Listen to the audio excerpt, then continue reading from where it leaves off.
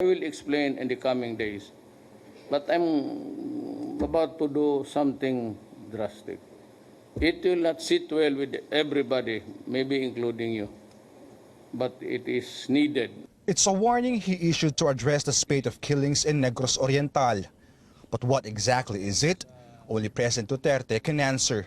Malacanang says the president can declare martial law after at least 21 people were killed in Negros Oriental in a span of days.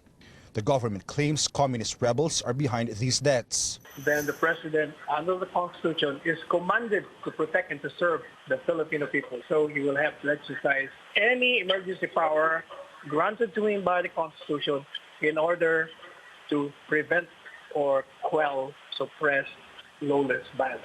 But Justice Secretary Menardo Guevarra makes it clear constitutional requirements must be met first before placing Negros under military rule.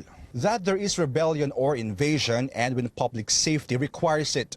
Otherwise, if there's no rebellion there, no invasion there, so the president can make use of the other proclamation, declaring a state of emergency. In 2016, President Duterte issued Proclamation number 55 declaring a state of national emergency because of lawless violence in Mindanao.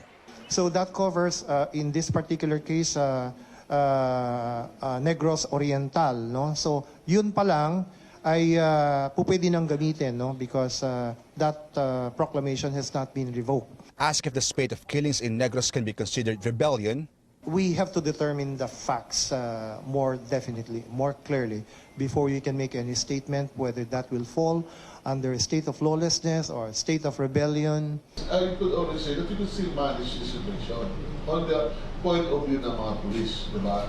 These cases, I don't know how it came to blow up just like it, diba? Na, just like any other cases, in other places, some killings happen. Karapatan warns declaring martial law will, quote, significantly impact on the human rights in the island, unquote.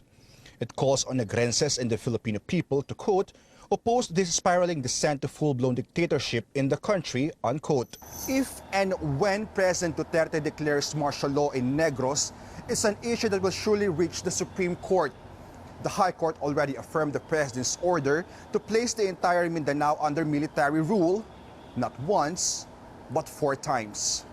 Anjoli Mario, CNN Philippines.